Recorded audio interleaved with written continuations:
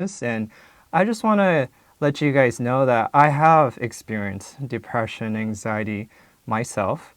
And I want to tell you a little bit about that story of mine as we start this first show today. And so, my life starts in Tokyo, Japan. That's where I was born. And at 5 years old, my family, we all moved to California. So that's where I grew up mainly. I grew up between the culture of Japanese and American, and so that's a whole nother story that shaped who I am today. And as a kid, I was very active. I liked to play hockey.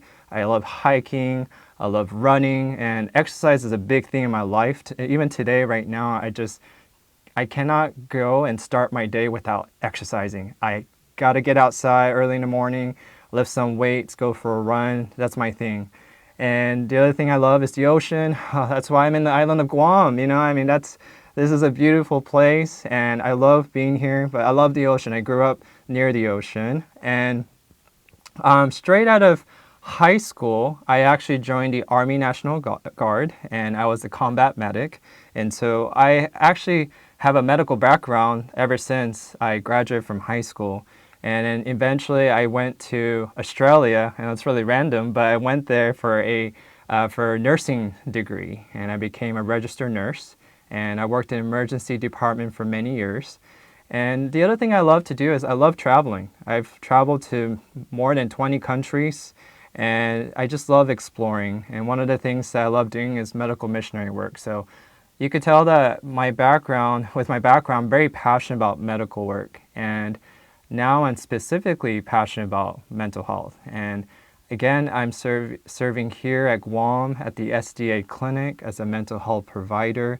And I am just, thrilled to be here. And when my life changed drastically, I want to go back to my childhood. It changed drastically at the age of 9. And what happened was, at the age of 9, my parents were not doing well in their marriage, and they were fighting all the time, and they were struggling to get along. And I remember just them getting into fights all the time. And my father ended up leaving the house, and he separated with my mother.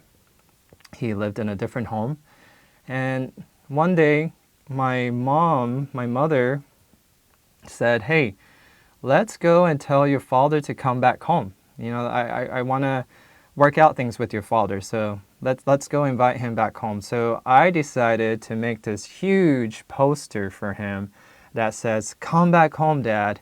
And I was gonna, show it to him and be like, hey, Mom wants you to come back home, so come back home, Dad, I love you. And so I was excited. So my mother and I went to his home and his house, and we knocked on the door, and no one answered. And we knocked the door again, and no one answered. And we're like, "Oh, that's funny. He should be at home at this time." And so we were puzzled, and I was even saying, "Dad, Dad, open the door," but he was still not answering the door. So my mother and I decided to go around the house and go to the backyard and look through the window and see if we could see him.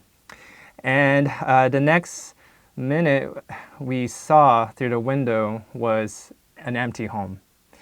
And we were both confused. Why is it empty? And we later found out that my father took everything and he moved back to Japan without telling us. And he ended up leaving us in California. And that was a day that I felt very heartbroken. My dad was like my hero. I looked up to him a lot.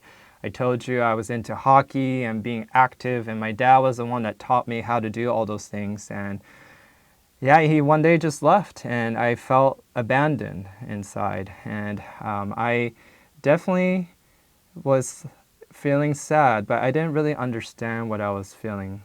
And so my life went on, and my mother had to, go back to school, get a job, and to support me and my sisters. And that was also hard for her too. And I definitely was feeling lost. I got into drinking alcohol, got involved with the wrong crowd, and got into toxic relationships, got into addictions, and things got even harder. I remember when my mother actually got diagnosed with a movement disorder called dystonia, and so basically she was experiencing some disability.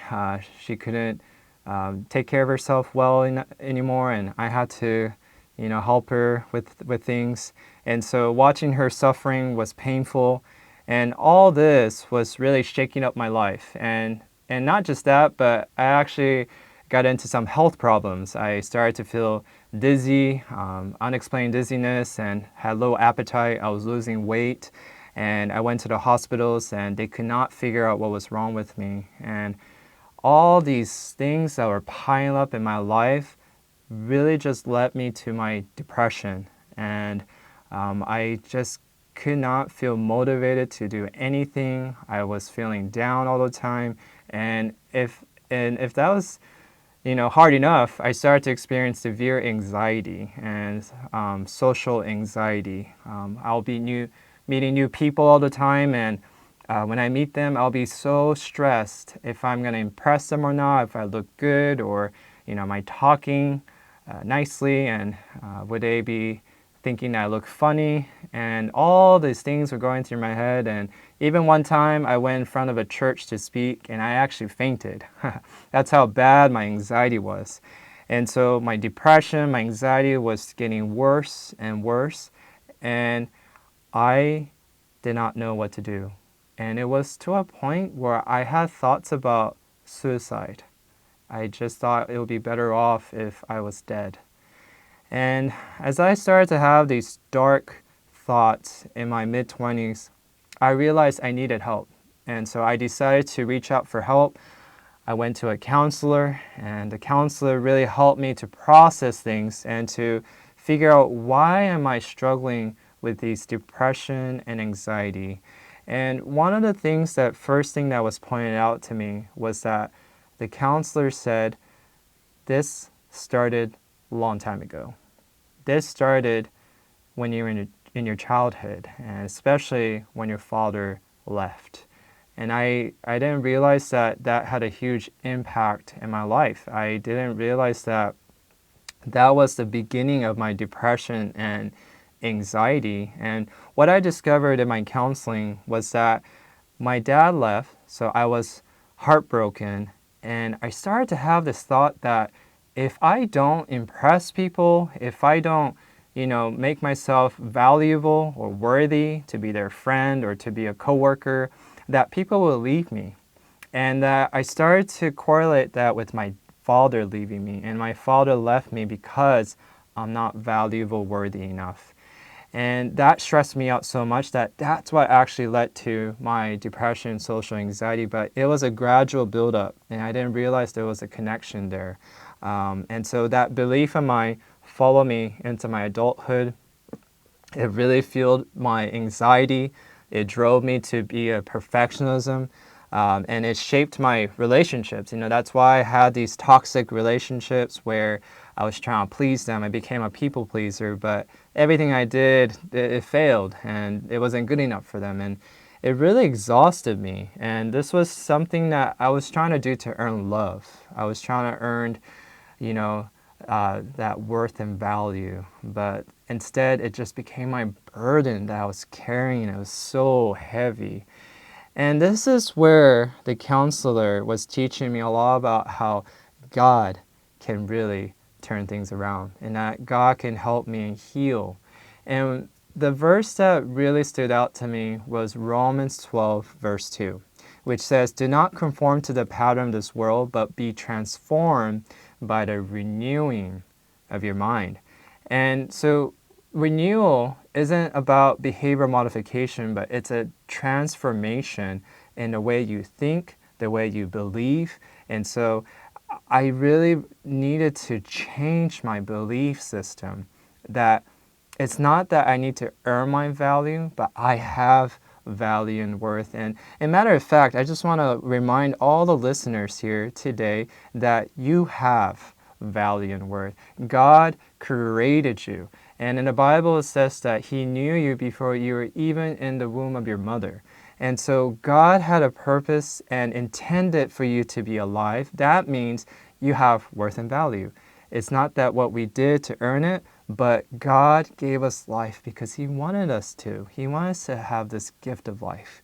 And the counselor really helped me to see that I need to have my worth and value in God. Someone that is sustainable. And, maybe in your life you have someone that you base your worth and value on.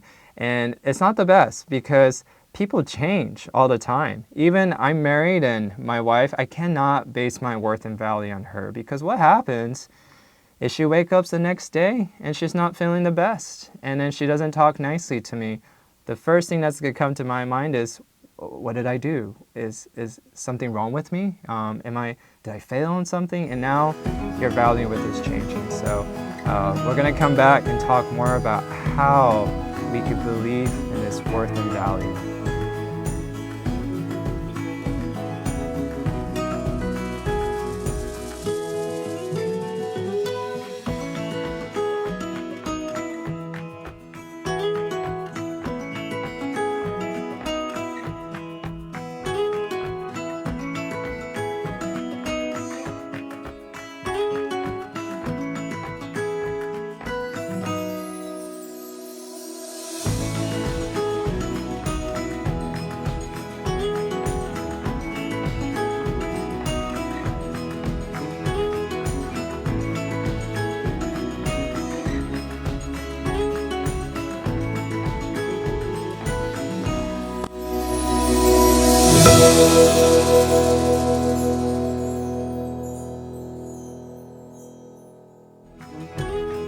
You're listening to Be Renewed with Shion Shironishi.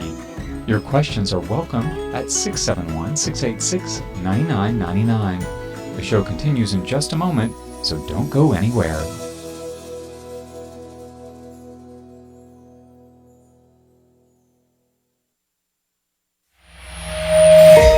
Anyone who was around in 2008 would have been shocked as the world saw how an Austrian man locked up and abused his daughter for 24 long years. In the years that followed, numerous other similar incidents seemed to keep popping up in Europe, Australia, USA, Middle East and so on. In Acts 2 verse 40, we read the words, "Be saved from this perverse generation." Perverse indeed. It seems our world today is much worse than the day when Peter spoke these words in Jerusalem. The Bible says that in the last days before Jesus comes, perilous times will come. For men will be lovers of themselves. They will be brutal and unloving. If you've grown accustomed to the shocking things in today's newsfeed, then take stock. Don't get used to it. Jesus is coming soon. Remain faithful because Jesus wants to save you from this perverse generation. I'm Pastor Daniel for Faith FM.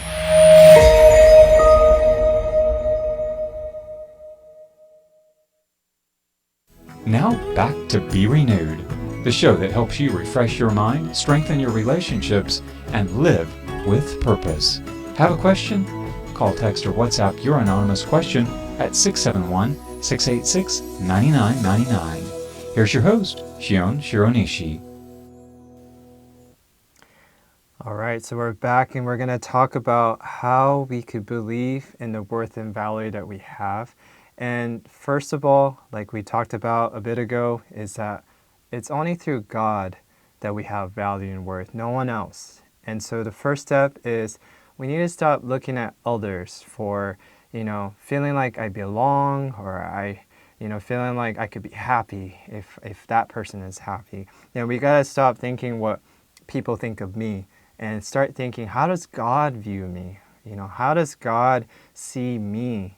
And, the best thing about God is we can make mistakes. We could do just about anything and He still loves us no matter what. And that's one thing that helps me to actually work on my mental health and believe that I could actually overcome my depression, anxiety, I could keep growing, is because God, the way He is, the way that He loves me, that gives me an encouragement. And I know that for me, it was hard, and this was a process. It wasn't an easy step. Just because the counselor taught me this, it wasn't like day one I just changed. But as every day, the best thing you could do is dwell in God's Word and have devotions in the morning, reading the Bible and praying and even listening to sermons or listening to Christian music. It really helped me and remind me of these things that I do have the worth and value. And it's amazing how when you dwell in the truth, in the Word of God, it really changes you. And so I do really recommend that. And I do really recommend community. When I first started my journey with this counselor and starting to go through my healing, I decided that I need to make better friends. I told you that I got into the wrong crowd, and some friends were toxic, and even some of my relationships that were toxic, and it wasn't very uplifting.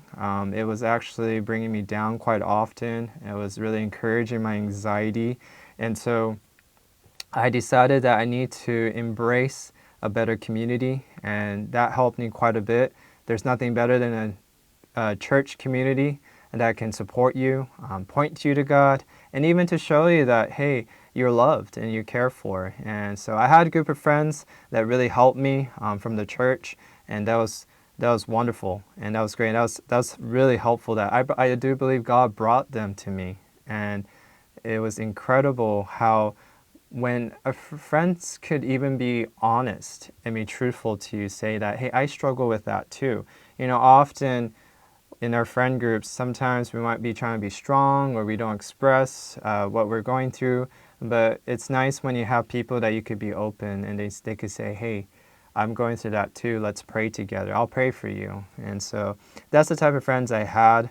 That was helpful. And so some of the things, though, that I do want to encourage and I want to point out about mental health is that there's some stigma to it. And people are so scared about talking about it, so scared about going to see a counselor because of this stigma.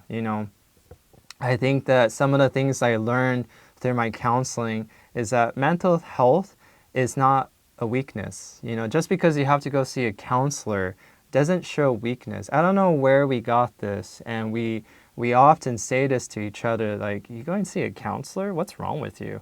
But it shouldn't be pointed at that way, because you know what? It actually shows you strength if you could go see a counselor.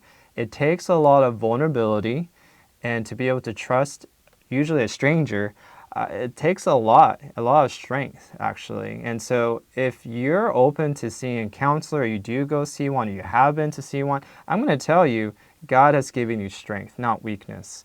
And we need to change that around. We need to flip that around. So I just want to really be clear. Struggling doesn't mean you're failing. It just means you're human. We all struggle as human. And if you're not struggling, I don't know what you are. You might be a robot. But you are a human. If you're suffering, you're struggling. Even strong people struggle. Even faithful people in the church even struggle. Even leaders struggle. I mean, you could think about all these famous leaders that we know. We know all of them went through hard time. And we all need help. And so don't ever view if you're having mental health struggle, don't ever view that as a weakness. And faith and therapy are not enemies. Sometimes we have this misunderstanding. That's why I also was kind of hesitant to maybe go to, see a counselor, because, man, I'm a Christian. I should be strong in my faith, and I can't see a counselor because that shows that I don't have faith in God. And often we say that to ourselves, or we say that to each other, but that is wrong, and that is not right. It's not because you don't have much faith and you have to go see a counselor. We hit hard. I mean, imagine, let's say you lost someone that you love so much. I'm not going to bring you down because you're really sad and maybe depressed because you lost that loved one. That's a natural emotion. And even I believe that God has that kind of emotion. If you read the Bible and see Jesus when he lost Lazarus, his friend. He wept. He was sad.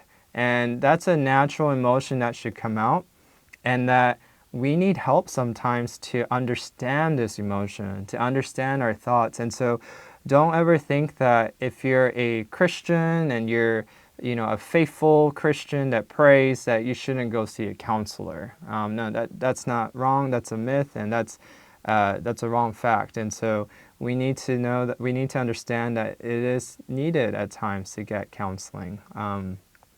And mental health is not a one-time thing. A lot of people think that, hey, I go see a counselor and I feel better and that's it. That's great. I healed. No, it's actually a continual thing. Renewal of your mind is a daily base of something that God is asking us to do. And we need to understand that just because you worked on with a counselor in the past, that you have nothing else to work on. No, and I say that even as a mental health provider, that every day I'm still growing in my mental health. I can definitely not say that I made it to the top and I've accomplished my mental health, being healthy and having optimal mind and mindset, and I just can't say that. We need to continually grow every single day. And there's challenging things every single day as you go to work. In this world, you hear the news, and you really have to learn how to guard your thoughts. You need to learn how to slow down. You need to learn to rest intentionally and to learn to grow in your relationships, because I'm sure, especially marriages, you continually face struggles together. And so it's a learning curve every day. And the principle of daily renewal is something that we need to embed in our mind. We never could say, I'm okay, I'm fine. And so these are some things that I learned in my counseling, and I definitely think that we need to see the truth in what is mental health and what is counseling, and to know that, hey, maybe what we've been told is not true. And I really encourage everyone, if you're struggling with anything like what I struggle with or other things, to recommend you just give it a try and to go see a counselor, and you'll see that, wow, I should have done this long time ago. I mean, that's how I felt when I went to go see a counselor. I wish that I started counseling many years before, and so that's why I'm passionate about teaching young people right now. Start them young, even in their, primary or high school. You gotta start them early on and teach them about what it means to have healthy mental health, and how to be open and communicate their feelings and their thoughts. It really does matter, and it's not being taught as well. It really hasn't been taught well to kids, and so we gotta start young. And I'm glad that I did that in my 20s. Some people go on their entire life without getting counseling. And, I have people that are in even their 60s, 70s, even one time 80, that has come to me and they felt like, wow, I should have seen a counselor a long time ago. And so, and I do think that one of the hardest thing for me that I went through in my entire mental health journey so far is to figuring out my identity. Who am I? And if you lasting that long in your 70s, 80s thinking, who am I? That God really doesn't want that. God really wants us to know who we are and what is our identity. And I'm just going to tell you right now, straightforward, our identity in God is we're a child of God. And when we believe that and when we see that identity, we can have that worth and value. And there's that confusion going on with worth and value, because there's something that's being taught in the world that's different from what God is teaching us. And the first thing is that we don't understand that we have the identity already with being a child of God. And I think often we're told to go search for your identity, find out who you are. But at the end of the day, the answer is written in the Bible, that we are the child of God. And that entirely would even help someone, when someone comes and see me and I teach them this truth, it already changes them. And especially someone like myself who has struggled with maybe their own parents. They struggle with, a parent that abandoned them or abused them. They realize that, hey, you're a child of God. They say, wow, I actually have a heavenly Father, a parent that really cares about me, even though my earthly parents didn't.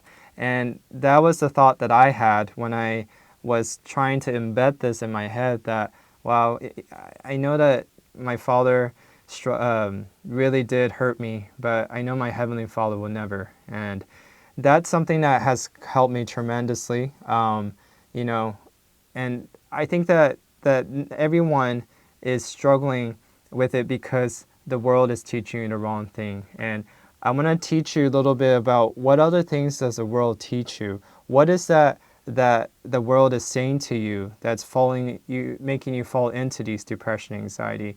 I think that one of the other things is that we are taught how do you get worth and value in a negative way. And so when we come back, we're going to talk about that.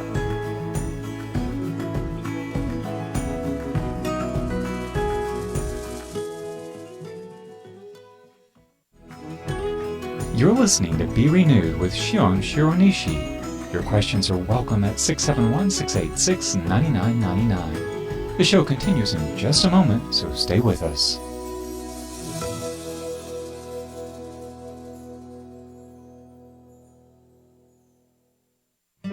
The Seventh-day Adventist Guam Eye Clinic has an optician and an optical laboratory to make high-quality glasses. They have high-end fashionable frames as well as affordable choices to meet your needs. They accept Select Care, Stay Well, Net Care, and TRICARE insurances. Stop by the clinic today on 388 Epao Road in Tamuning and make your selection, or call 646-8881. At the Seventh-day Adventist Guam Clinic, your health is their mission.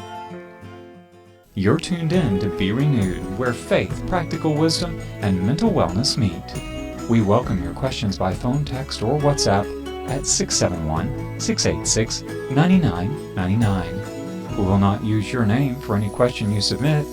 Here's your host, Shion Shironishi. All right, so we're back, and we're going to talk about the thing that the world teaches you that leads us to not believing in our worth and value. And so the world teaches you that you got to work hard. You got to reach to the top to get that worth and value, to get that identity.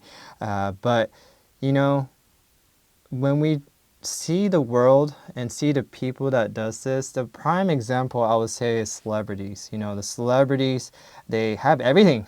They are rich, they have big homes. It seems like they have everything, yet you hear stories about them committing suicide. And it's showing us that, hey, you could reach to the top, but man, how come these people are struggling with their mental health?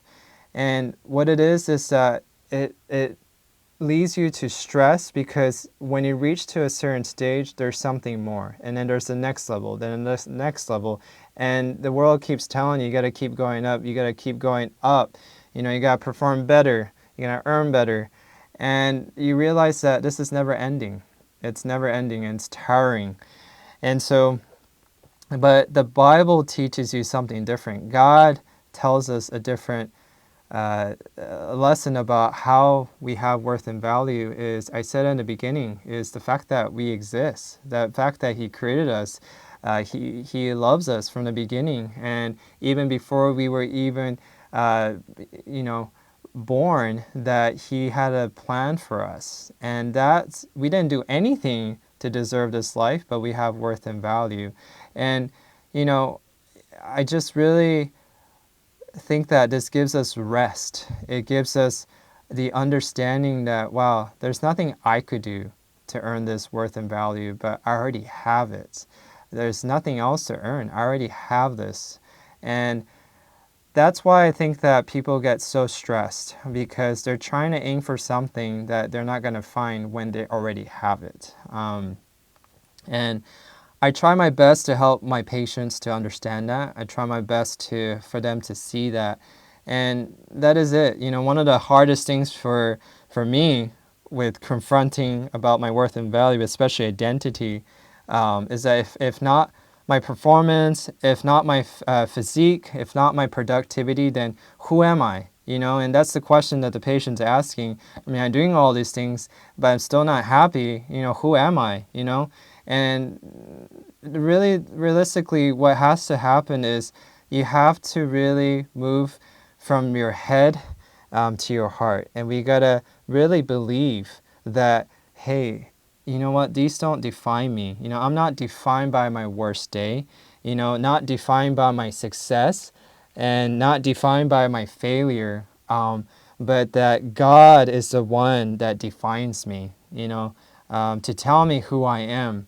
And what happens is when you see this worth and value you have in God, then that's what changes us. That's what helps us to thrive, actually, because, when we're excited about our identity now, being a child of God, that's what gives us the thrive to keep moving in our lives and to be energized. And that's something I found that in my life that helped me to be where I am today, is that God gave me that energy. God gave me that thrive to keep moving forward. And, some people say that it sucks to go through depression and anxiety, but I like to say from this standpoint where I'm at now is I'm thankful actually for what I went through.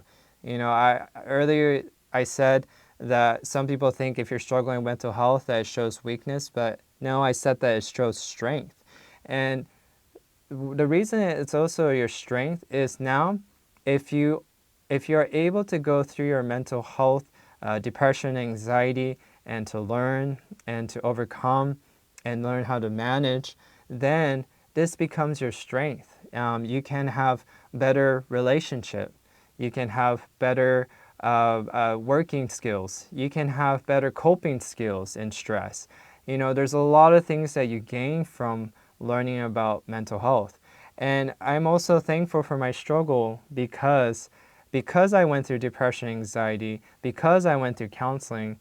Now I'm working as a psychiatrist, mental health provider, and helping many more people. And I find joy in this now. I know I told you earlier that I worked as an emergency department nurse, and that was, it was great. I did enjoy the job, but it was a drag to go to work sometimes. I didn't feel like that fulfillment. But man, after I went through all this and I was able to learn a lot about mental health and I got the passion for it and became a psychiatrist, now I'm just so happy to go to work. I'm excited to help people and to also help them to overcome their depression, anxiety, and it gave me my passion in life. And so if you're going through depression, anxiety, I just really want to bring this out, is that you're going to see that if you take that step to work on it and to go see a counselor, learn how to manage these conditions, it will help you to see that God can use that in an amazing way. And, some of the common things that God used me before I got into this mental health field is some of my friends were struggling with depression, anxiety, and because what I went through, I was able to help them. I was able to teach them, and that gave me some assurance that, wow, like there was a purpose for this journey that I went through. There was a reason, and if it was to help my friends, that was great. I'm so thankful that I was able to be there for them. And I think that this is a very important outlook. Being thankful, gratitude, that's one thing I teach my patients too is, hey, at least every day, at the end of the day, list 3 to 5 things you're grateful for, and it's a good practice to have. And that's what I do with all my life situations I've gone through. Even like I told you that I had a toxic relationship that really brought my mental health down. But you know what? I'm thankful for that. I learned a lot about relationship. Now I could teach younger crowds what not to do and what kind of relationship not to fall into. That's one of my main topics that I love to talk about at my job is talking about relationships, marriage, and I liked educating that. But because of what I learned, and I was able to be secure with who I am through counseling, I felt more confident when it came to relationships, especially through God. And because God helped me to heal, I was able to have healthy friendships. And then, not just that, but I was able to meet my wife. I believe that, all this led to meeting my wife, my beautiful wife, Amber.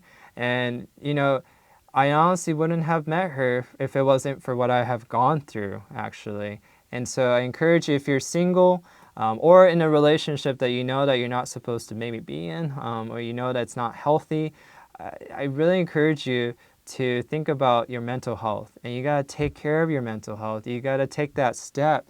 And don't be scared or don't be afraid, because if you take these steps for your mental health, it will lead you to a better life. And especially in regards to this relationship topic, it will lead you to a healthier, more secure relationship, or especially marriage. And I'm so happy how God has led me, again, because of the wife that I have now. And we have a beautiful, healthy relationship. It's the most healthiest relationship I ever had.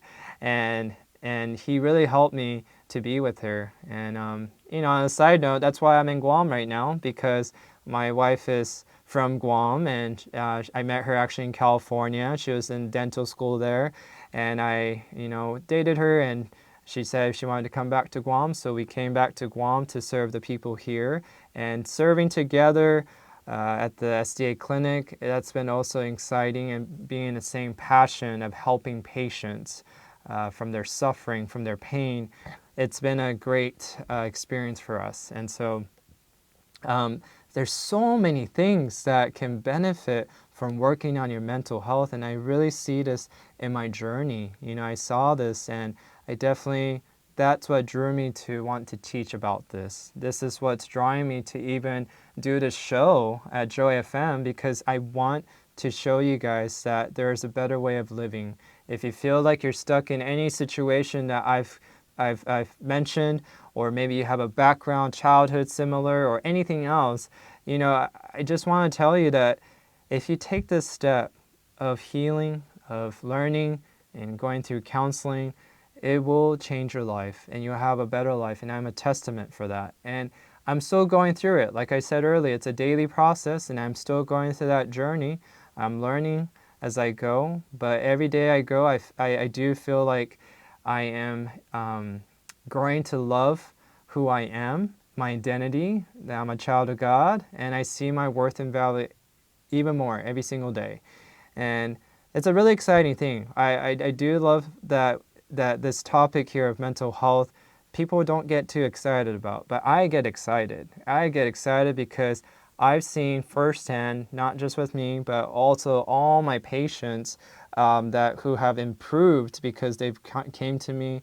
It's amazing to see the excitement that you could get from this, and the energy, and that thrive, that you're like, wow, I'm so glad to be alive. I'm so glad to be living. And we don't often have that feeling unless we take some time to think about these topics that I'm bringing up.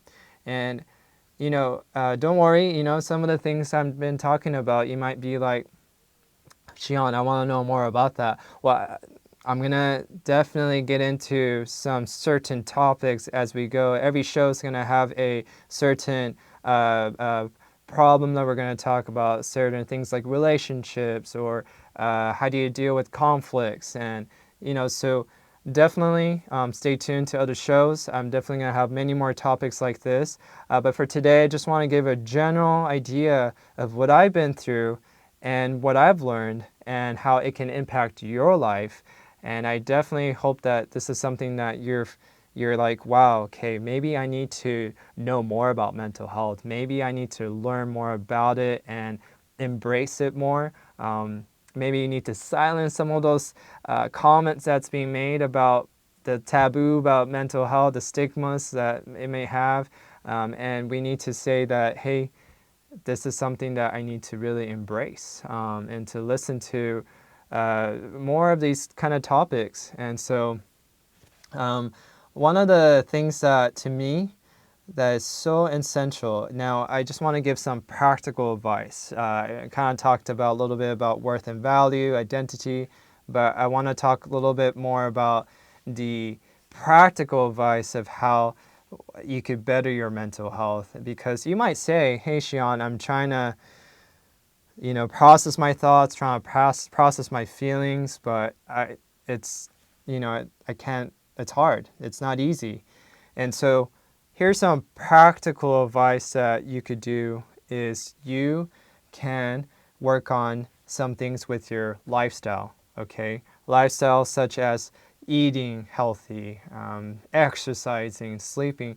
Some of these things can actually improve your mental health. And so when a patient comes in and see me and I recognize that maybe they're struggling with understanding what are they thinking, how do they feel, they don't know how to express. This is Be I tried my Renewed, best tips and to teach them inspiration about for this mental healthy wellness. lifestyle. So We're taking when a you quick come back, we're gonna embrace a little bit more about this topic here. And so stay tuned, and you'll see more about practical ways to improve your mental health. This is Be Renewed, tips and inspiration for mental wellness. We're taking a quick break, but there's more encouragement to come, so stay with us. Got a question? Call, text, or WhatsApp us at 671-686-9999. We will not use your name on the show. Today's programming is brought to you in part by Paradise Smiles Dental Clinic, owned and operated by Dr. William C. Hightower II. Dr. Hightower offers general dentistry services to the people of Guam. They welcome new patients and accept most major insurances, including Select Care, Take Care, Net Care, Stay Well, MetLife, United Concordia, TRICARE, Delta Dental, HDS, Cigna, Medicaid, and MIP. Paradise Smiles is located in Tamuning on Governor Carlos Camacho Road, near the Oka Payless. Reach them by phone at 671-646-2010. We shall never know all the good a simple smile can do. If you were to Google churches near me, you'll most probably find dozens of different churches within a 5-kilometre radius. It likely paints a confusing picture to many people with such a wide variety of churches within the Christian faith. Why is it like that? In Acts 2:42, we read that they continued steadfastly in the apostles' doctrine and fellowship. Jesus gave the apostles a commission to go, make disciples, teaching them to observe all things that I have commanded you. Over many centuries, various foreign beliefs came into the church, things that neither Jesus nor the apostles taught or knew of in their day. The Bible says, "You shall know the truth, and the truth shall make you free." Do you want to be free? Are you searching for truth? Try reading the Bible a little each day and ask God to teach you and help you to understand His words of truth. Trust God. He won't let you down. I'm Pastor Daniel for Faith FM.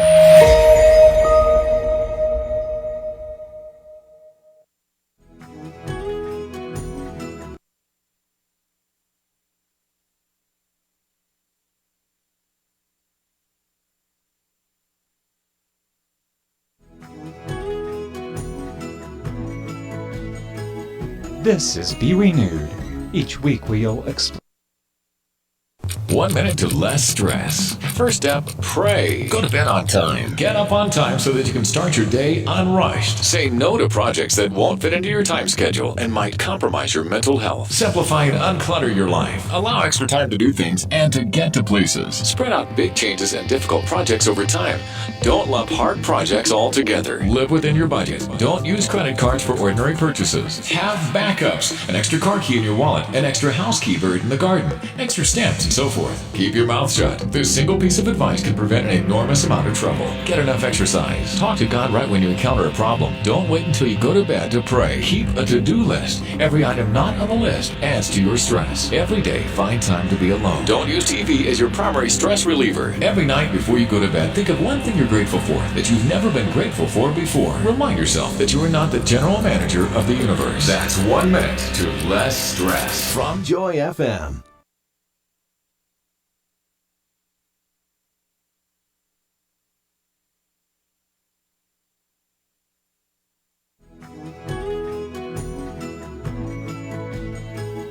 This is Be Renewed.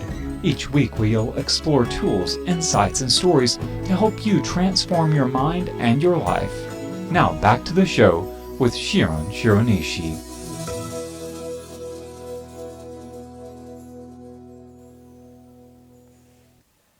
All right, we're back, and we're just going to talk about our mental health and how practically we could better it.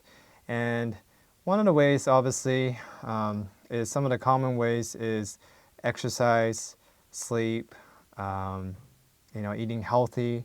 Those are some things I mentioned, but you know, it's hard. It's definitely hard because if you're like, you might tell me, a lot of patients tell me, hey, I don't feel motivated, so how can I do those things? But it's definitely possible. It's about actually not just processing your thoughts, like I said earlier, but putting it into action. Your brain sometimes just needs that stimulation. So the biggest thing for me that when I was going through my depression, anxiety, helped me to improve is exercise. And I just had to get out there. And I just did things that helped me to find motivation. So for example, the night before, I would put my exercise clothes on already, so the next morning when I woke up, I'm ready to go. Some of those things can help you already to feel like, okay, I'm motivated, I'm just going to go for it. Some of my patients did tell me that, they just did it and they noticed that their health improved. And you don't have to go all out, with the exercise, for example. You could go for, a walk on the beach. You don't have to do like a mile or 2 mile run or something, but if you just want to do a simple walk on the beach or a simple walk around a track, around the neighborhood, that's perfectly fine. Start small. Don't go too big, especially with like diet. People try to eat healthy and they get too overstressed. I'm not stressing on that, but make sure that you choose healthy options if you can. If you had choice between obviously drinking water or soda, obviously try to choose water. If you could eat more vegetables and fruits, then choose to eat more of that. Some of those things. I'm not trying to get too details with diets and everything just right now, but I just want to give you some practical tips of just eating more vegetables, eating more fruits. But rest is a huge part too. Make sure you get plenty of rest. Yeah, sleep early. I usually recommend sleeping around 9:30, waking up around 5 or 6. That could be helpful too for sure, because just imagine, remember the moment of the time that you felt tired and exhausted. It's hard to think positively. And so getting that full rest will give you the energy, the excitement. And so try to get some of that rest that you need. And I'm going to feature some main topics like this. We want to get into details about, okay, how do you improve that sleep? I have patients who have depression, anxiety, and they're experiencing insomnia. And so we'll have shows that will specifically, we'll talk about that issue, and specific supplements or nutrition that can be helpful too for improving your depression, your anxiety. And so stay tuned for those shows that are coming up. But just practically think about some things that maybe you already know that you could work on with your lifestyle. And you'll see that even little changes could be helpful. For me, I remember exercise helped quite a bit. And then diet definitely did improve. And so that's why I bring those topics up. But if you're listening today and you're struggling with anxiety, depression, maybe even like shame, or you have addiction or relationship wounds, I just want, again, to remind you that there is a way out and you can have a better life. And all it is that it takes is to be willing to be vulnerable and to work on it. And it's scary, it's not easy, but trust me, for the person that's been through it, it's worth it if you could take that step. And, maybe you feel like you're too broken. You're beyond the repair of getting fixed, or I'm too weak, or, you have those comments, you have those excuses, but I've made those comments before. And I just want to encourage you, don't let those comments, those negative thoughts that's coming to your mind, we call it maybe sometimes intrusive thoughts, stop you. I know that it's not easy. I had those intrusive thoughts that constantly just came to me all the time, and that's what prevented me to see my counselor that eventually I saw. But I had to break away from those, and who helped me the most is God. God definitely did help me that, and He silenced those intrusive thoughts, telling me that you're beyond broken, you're beyond repair, and you're too broken. And those are the comments that were made to me from some people in the past, and I really believed it. But in the Bible, it never says that. When I read the Bible, I saw the truth, and when I saw that truth that, hey, I might be broken, but God still sees my value. I still remember this illustration that someone told me once about an auction that was going on, and this auctioneer brought out a broken violin. And this broken violin, it looks like an antique, but it had scratches and it was dusty. And when he said, "Who would like to start to bid with $1?" People saw that it was dusty and broken and scratched up, that no one actually raised their hands. No one was excited to say, "I'll pay for it." But then this one man came up to the stage, and he took the violin, dusted off, and he started to tune the violin, and then he started playing. And what he played was so amazing, so beautiful. It was mesmerizing for the people there, and they were so excited to see this man play this violin so beautifully. And when the man finished, he put the violin down. He went back to his seat, and the auctioneer took the violin and said, "All right, we're starting the bid again." And guess what? That violin was sold for $1,000. And we see that the value and worth, people didn't see it because they thought it was broken, right? And it wasn't working. But it really was not. It was actually needing some tuning. It needed some dusting off. And the man plays something beautiful. So even if you're broken, you can play something beautiful. And who is that man in our life? It's God. God wants to take our brokenness, and He just wants to dust off the dust. He wants to tune up our strings, and He wants to play a beautiful music in our lives. And so even if you feel like you're broken, you're not beyond repair, you just need that tune-up.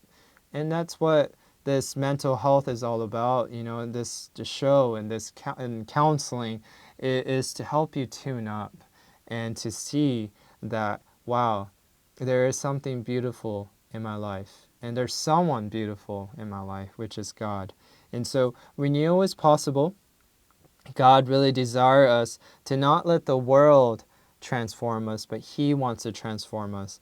And as we learned in the show today, we don't want the world to determine our worth and value. I mean, it's going to stress us. It's going to make us exhausted. We don't want to end up there. And so we want God to teach us our value and worth, that we already have it. We have it. And we don't have to go and search for it or look for it or work hard for it, but we have it, and we need to believe it. And that's what helps us to take us to the next step of healing and to start this journey. Sometimes it's just about finding out the truth. There's lies that's being told to us, and definitely those lies is what got to me and brought depression, anxiety unto me. And so God is just, all He's doing is wants you to know the truth. He wants you to know the very truth. And so the concept I teach a lot in my counseling is tell yourself the truth. Find out the truth. We know that these intrusive negative thoughts are lies. And so like the comment I made about, you're too broken, you're beyond repair. And so what is the truth? And we just talked about it. And so God can present that truth to us. And so what I want to do in the show is I don't want you to keep living in this lies that's being brought to you from the world or from yourself, from other people. And I want to shine that truth onto you. And I only could do this only through God. And so I'm going to use a lot of the Bible, the scriptures, to teach you about how we can overcome mental health through God. And so I hope you'll tune in to our future episodes. Like I said, we're going to have many different topics, and they might be topics that you might be interested in. We might dive in more into anxiety, maybe a little bit of trauma, identity, relationships. And so I know that you desire to renew your life, and so this show can help you. And so I hope that you're excited to keep tuning into this show. And so I'm excited to be part of this, and I'm excited that Joy FM was wanting to have this show. And so we'll see how this goes and where this takes us. But I hope that we will have you again. And if you have any inputs, anything that you want to hear from us, topics, you could definitely message us, contact us, let us know, and I could get some ideas and brainstorm about our future shows. So thank you for tuning in. Again, this is Shion Shironishi, and I'm one of the mental health providers from the SDA Clinic, and I hope to connect with you guys more and to help you to overcome and to renew your mind.